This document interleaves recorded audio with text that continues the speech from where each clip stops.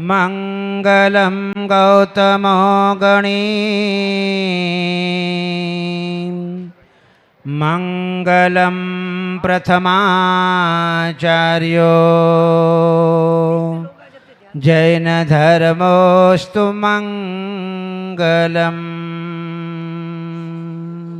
परम पूज्य दीक्षा गुरुवर्य आचार्य रत्न श्री अजित सागर जी महाराज की, परम पूज्य वात्सल्य वारिधि आचार्य श्री वर्धमान सागर जी महाराज की। बोलिए परम पूज्य आचार्य कल्प प्रज्ञा श्रमण बाल योगी वात्सल्य मूर्ति ऋषिराज 108 श्री महाराज की, समस्त आचार्य कल्प संघ की। आज सत्य धर्म का दिन है। हित मित प्रिय वचन बोलना, यह धर्म हास्य कसाई के अभाव में यह धर्म प्रकट होता है। हंसी मजाक विनोदी स्वभाव के कारण वचन बोलना सत्य धर्म नहीं है। हंसी मजाक जीवन में महंगी पड़ जाया करती है और इसका फल द्रौपदी ने अपने जीवन में प्राप्त किया, जिसके कारण महाभारत की रचना हो गई। एक छोटा सा शब्द हंसी मजाक में बोला गया, अंधे के अंधे ही होते हैं। बहुत बड़ी विपदा उनके जीवन में आकर के खड़ी हो गई। इंसान अपने जीवन में झूठ क्यों बोलता है? हमारे आचार्य भगवंतों ने इसके 4 कारण दिए हैं। एक तो व्यक्ति क्रोध के कारण, दूसरा भय के कारण, तीसरा लोभ के कारण और चौथा हास्य के कारण अपने जीवन में झूठ बोला करता है। एक झूठ को छिपाने के लिए 100 झूठ का सहारा लेना पड़ता है। झूठ बोलना पाप है। जहां एक पाप किया जाता है वहां 5 पापों का संग्रह हो जाया करता है। व्यक्ति अपने जीवन में एक व्यसन का सेवन करता है, 7 व्यसन उसके जीवन में आ जाया करते हैं। इसलिए जीवन में झूठ कभी शांति नहीं देता है। झूठ बोलने से व्यक्ति को अपने जीवन में नाना प्रकार के दुखों का अनुभव करना पड़ता है। नाना प्रकार की आपदाएं, विपदाएं, संकटों का सामना उसे अपने जीवन में करना पड़ता है। इस धरती पर हम देखते हैं कि सत्यवादी का हर कोई व्यक्ति विश्वास करता है। सत्यवादी की ही कीर्ति 10 दिशाओं में फैला करती है। सभी प्राणी सत्यवादी के पास में आकर के बैठ जाया करते हैं। उन्हें बुलाने की आवश्यकता नहीं होती है, लेकिन उनकी सत्यवादिता का फल उन्हें अपने जीवन में प्राप्त होता है कि हर कोई व्यक्ति उसे अपने जीवन में जो है उसके पास में आकर के बैठ जाया करता है। सत्य सत्य है। असत्य जब व्यक्ति अपने जीवन में उसको सहारा लेता है, सहारा बनाता है, तो अपने जीवन में आगे चल कर के वह विश्वास का पात्र नहीं होता। वह गूंगे की पर्याय को प्राप्त कर लेता है, बहरे की पर्याय को प्राप्त कर लेता है, और जो है वह अपने जीवन में नीच कुल में नपुंसक पर्याय को अपने जीवन में प्राप्त करता है। इसलिए आज ये भारत, आज ये विश्व टीका हुआ है तो सत्य के कारण टीका हुआ है, क्योंकि सत्य तो अटल ध्रुव तारा है। सत्य अपने जीवन में परेशान हो सकता है, लेकिन पराजय कभी नहीं हो सकता है। इसलिए हमारे भारतीय शासकीय मुद्रा पर सत्यमेव जयते चिन्ह अंकित है कि हमेशा सत्य की ही विजय हुआ करती है, सत्य ही हमेशा जीता है और असत्य हमेशा हारा है। जहां प्राणी अपने जीवन में जब असत्य का सहारा लेता है तो असत्य के कभी पैर नहीं होते हैं, असत्य की कभी जड़ नहीं होती है। एक दिन जो है वह अपने आप उखड़ जाया करता है। अभी हमने यहाँ पर सत्य धर्म की आराधना की और सत्य धर्म की आराधना में हमने अर्घ्य समर्पण किया। उसमें पंक्तियां पढ़ी, वसु झूठ सेती नरक पहुंचा, स्वर्ग में नारद भया। जहां राजा वसु ने अपनी गुरु मां का पक्ष ले लिया। बात छोटी सी थी कि पर्वत और नारद में थोड़ी सी बात को लेकर के अनमना हो गया।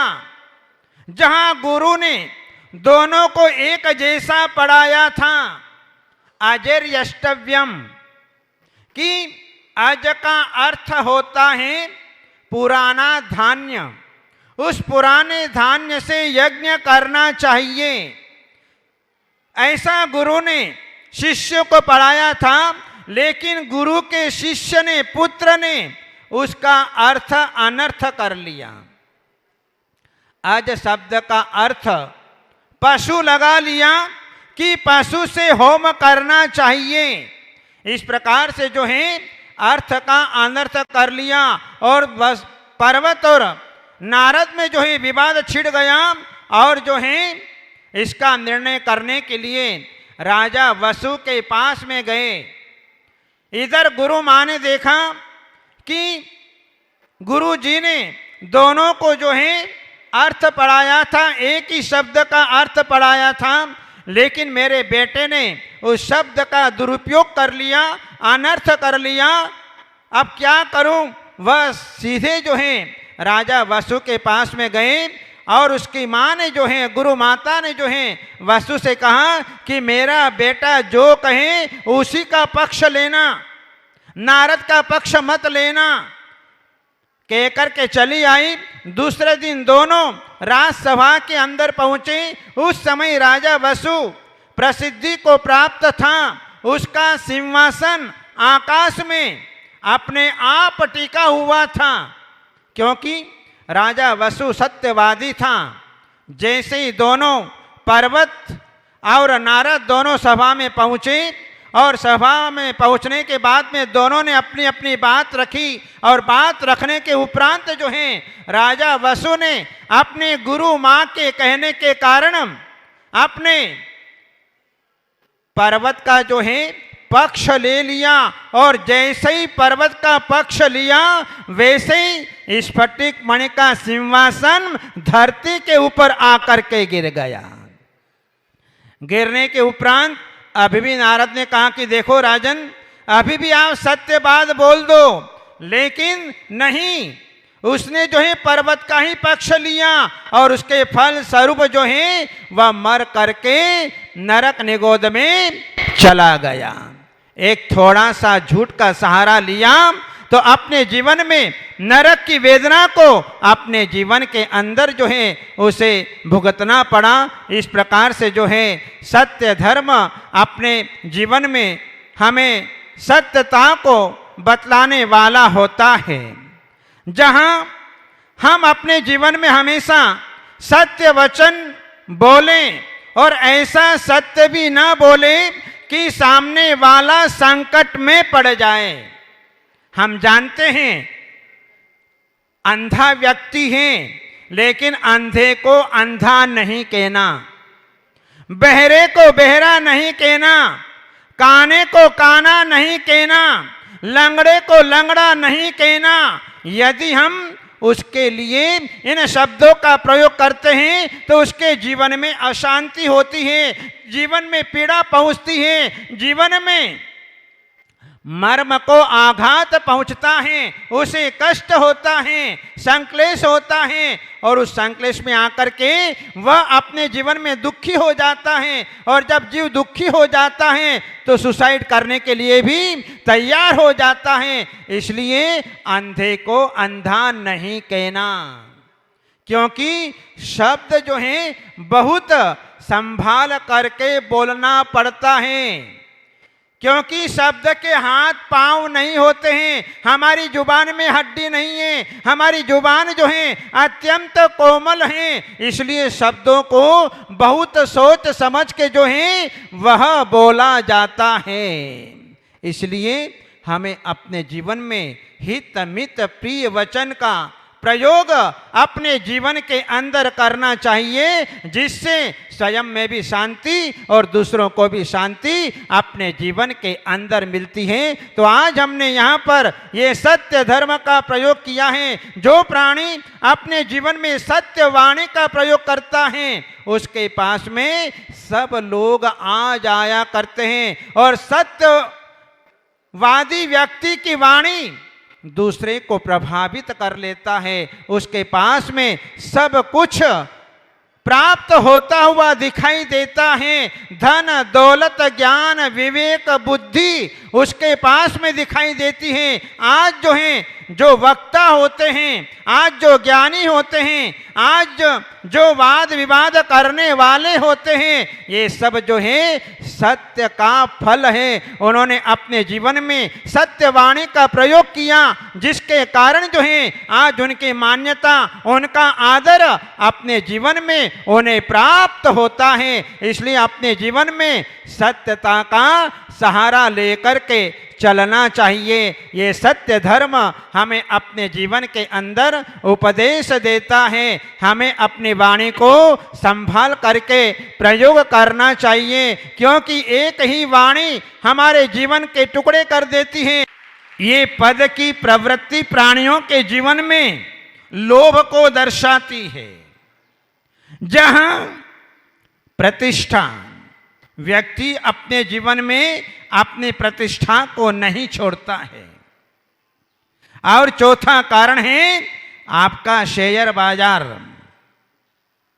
क्योंकि आज हर युवा अपने जीवन में एक दिन में करोड़पति बनना चाहता है। पर ध्यान रखना, करोड़पति हर कोई नहीं बन सकता। जिसके पल्ले में सत्ता का पुण्य होता है वही व्यक्ति अपने जीवन में एक दिन में करोड़पति बन जाता है। उसके देखा देखी करने जाता है तो अपने घर को भी डुबा देता है।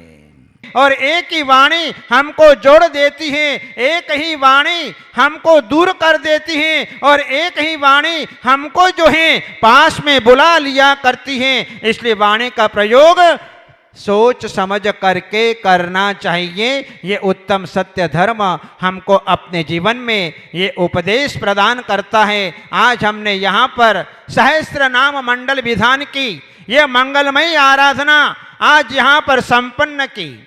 ये सहस्त्र नाम विधान की आराधना जिस समय सावधर्म इंद्र तीर्थंकर प्रभु के समूह शरण में जाता है तो सबसे पहले 1008 नामों का उच्चारण करता है, और 1008 नामों का उच्चारण करके अपने जीवन में अपने पापों का नाश करता है। हम भी जब भी भगवान की आराधना करते हैं तो भगवान की आराधना करते समय हम पूरा पाठ तो नहीं बोलते हैं, पूरे मंत्र तो नहीं बोलते हैं, मात्र उदक चंदन बोल करके भगवान के 1008 नामों का अर्घ्य हम समर्पित करते हैं। लेकिन दक्षिण भारत में जब भी पंच कल्याणक प्रतिष्ठा महोत्सव होता है या अन्य कोई धार्मिक अनुष्ठान होता है तो जो है सबसे पहले जिन सहस्त्र नाम के मंत्रों का उच्चारण किया जाता है, जिसके बल पर सारे पाप उसके नाश को प्राप्त होते हैं। और जो है ये सहस्त्र नाम के मंत्र को पढ़ने वाला व्यक्ति अपने जीवन में पुण्य का भंडार भरता है और पाप का अनुभाग घटाता है, अपने पाप की स्थिति को कम कर लेता है, उसके सारे अंतरायी कर्म नाश को प्राप्त होते हैं, उसके जीवन में रोग शोक दुख आदि व्याधि उसके जो है सारे नाश को प्राप्त हो जाते हैं। ऐसा ये जिन सहस्त्र नाम विधान हैं जो कि बीणा दीदी ने जो है 1 घंटे के अंदर 2 घंटे के अंदर इसकी रचना की और आज जो विधान हमने यहां पर बैठ करके किया है, ये जिन सहस्त्र नाम विधान जो हैं हमें अपने जीवन में बहुत दिनों के बाद में कई दिनों के बाद में करने को मिलता है। साधु संत जो हैं इस सहस्त्र नाम का पाठ उच्चारण मंत्रों का उच्चारण प्रतिदिन अपने जीवन में किया करते हैं। हम लोग भी हमारे संघ में भी सारे साधु सारे त्यागी वृंद हमें जो है प्रतिदिन ये सहस्त्र नाम के मंत्रों का पाठ किया करते हैं, जिसके कारण जो है आज वर्तमान में इतनी प्रभावना हो रही है। आज साधु संत भी जो हैं इतने मंत्रों का उच्चारण जाप करते हैं और अपने पापों का प्रक्षालन करते हैं। और बहुत से साधु इस सहस्त्र नाम के व्रत का उपवास 1008 उपवास अपने जीवन में कर रहे हैं। हम भी स्वयं जो है 1008 उपवास का संकल्प हमने किया है और भी माता जी महाराज ने भी किया है, बीणा दीदी ने भी किया है। सारे संघ जो है अपने जीवन में किसी न किसी रूप में जो है इस सहस्त्र नाम का जो है वे पाठ मंत्र का उच्चारण करके अपने जीवन में पुण्य को बढ़ाते हैं। इसलिए प्रत्येक श्रावक को भी अपने घर में ऊर्जा प्राप्त करने के लिए, अपने घर में सुख शांति के लिए इस सहस्त्र नाम का उच्चारण जो है अपने घर में सतत करते रहना चाहिए, अपने जीवन में करते रहना चाहिए, जिससे हमारे सारे पाप कर्म नाश को प्राप्त हो। इस प्रकार से ये आज के दिन जो है हम अपने जीवन में जो है आज सहस्त्र नाम विधान की मंगलमय आराधना अनेक परिवारों ने यहाँ पर संपन्न की है। आप सब के लिए मंगलमय आशीर्वाद कि आप अपने जीवन में सतत इसकी आराधना करते हुए अपने पाप कर्म को नष्ट करें। आप सब के लिए मंगलमय आशीर्वाद। बोले आदिनाथ भगवान की।